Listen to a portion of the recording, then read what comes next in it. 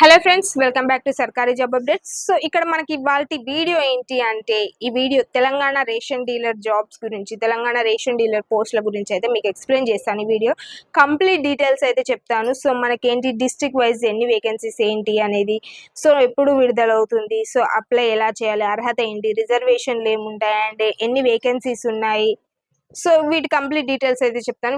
Video ఎక్కడ కూడా skip చేయకుండా చూడండి. కంప్లీట్ డీటెయిల్స్ అయితే మీకు ఎక్స్ప్లెయిన్ చేస్తాను. సో మన తెలంగాణ ప్రభుత్వం ఏంటి జూలై 9 రోజు అయితే రేషన్ డీలర్ పోస్టులకు సంబంధించి నోటిఫికేషన్ అయితే అధికారికంగా విడుదల చేసింది. ఈ నోటిఫికేషన్ ప్రకారం మనకు జిల్లాల వారిగా ఖాళీలను కొన్ని పోస్టులు మహిళలకు, కొన్ని పోస్టులు ఎస్సీ ఎస్టీ బీసీ వాళ్ళకైతే, మనకు ఓసీ వాళ్ళకైతే రిజర్వేషన్ చేయబడ్డాయి.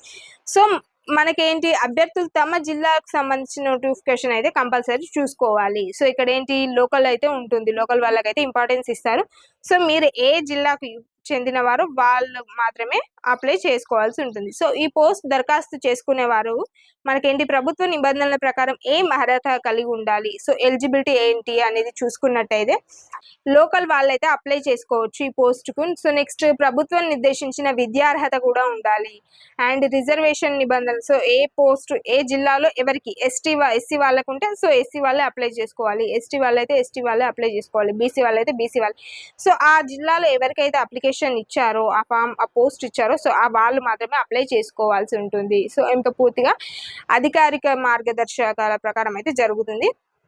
సో సెలక్షన్ ప్రాసెస్ వచ్చేసి మనకి ఇక్కడ ఏంటి అభ్యర్థుల ఎంపిక ప్రభుత్వం జారీ చేసిన మార్గదర్శకాల ప్రకారం అయితే జరుగుతుంది. అప్లికేషన్ పరిశీలన చేస్తారు, అంటే మనం అప్లై చేసింది ఒకసారి చెక్ చేస్తారు. సో నెక్స్ట్ సర్టిఫికేట్ వెరిఫికేషన్ ఉంటుంది అండ్ మెరిట్ ఆధారంగా అయితే ఎంపిక అనేది అయితే ఉంటుంది. ప్రతి జిల్లాలో కలెక్టర్ కార్యాలయం ద్వారా అయితే ఎంపిక ప్రక్రియ కొనసాగుతుంది. సో కలెక్టర్ దగ్గర కంప్లీట్ డీటెయిల్స్ అయితే ఉంటుంది. సో ఇక్కడ మనకేంటి దరఖాస్తు చేయడానికి ముందు మీ జిల్లాకి సంబంధించిన అధికారిక నోటిఫికేషన్ అయితే పూర్తిగా చూసుకోండి, చెక్ చేసుకోండి. రిజర్వేషన్ కేటగిరీ కానీ, షాప్ కోడ్ కానీ, గ్రామం కానీ, వార్డు కానీ, వివరాలన్నీ కూడా కంప్లీట్గా చెక్ చేసుకోండి. సో చివరి తేదీ వరకు అయితే అసలు వెయిట్ చేయొద్దు, వీలైనంత త్వరగా అప్లై చేసుకోండి.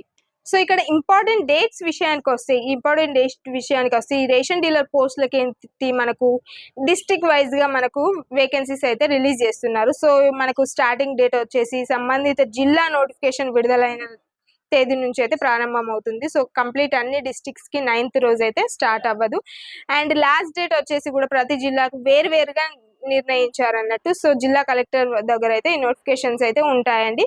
సో సివిల్ సప్లైస్ కార్యాలయం దగ్గర అయితే నోటిఫికేషన్స్ అనేవి ఒకసారి తప్పకుండా చెక్ చేసుకోండి. మీ జిల్లా కలెక్టర్ మీ జిల్లా ఆఫీస్కి వెళ్ళి అయితే ఒకసారి చెక్ చేసుకోండి. లాస్ట్ డేట్ వరకు అయితే చూడకండి. సో మరొకసారి చెప్తున్నాను, లాస్ట్ డేట్ వరకు చూడకండి. ఎవరైతే అప్లై చేస్తున్నారో ఆ షాప్ కోడ్ కానీ, కేటగిరీ కానీ అండ్ రిజర్వేషన్ కానీ ఎవరికి ఇచ్చారు ఏంటి అనేది కంప్లీట్ డీటెయిల్స్ అయితే చెక్ చేసుకోండి. అండ్ డేట్స్ అన్ని జిల్లాలకు, అన్ని డిస్ట్రిక్ట్స్కి డిఫరెంట్గా ఉంటుంది. ఇలాంటి లేటెస్ట్ ప్రభుత్వ ఉద్యోగాల కోసం కానీ అండ్ డిస్ట్రిక్ట్ వైజ్ జాబ్స్ కోసం కానీ, మన స్టేట్ వైజ్ జాబ్స్ కోసం, సెంట్రల్ జాబ్స్ కోసం, మరిన్ని జాబ్స్ కోసం అయితే మన సర్కారీ జాబ్ అప్డేట్స్ని రెగ్యులర్గా ఫాలో అవుతూ ఉండండి. మీకు total up to date notifications అయితే రిలీజ్ అవుతూ ఉంటాయి. మన సర్కారీ జాబ్ అప్డేట్స్ వెబ్సైట్ని కూడా విజిట్ చేయండి, కంప్లీట్ డీటెయిల్స్ అయితే ఉంటాయి. Thank you for watching. Please subscribe Sarkari job updates for more related content videos. Thank you.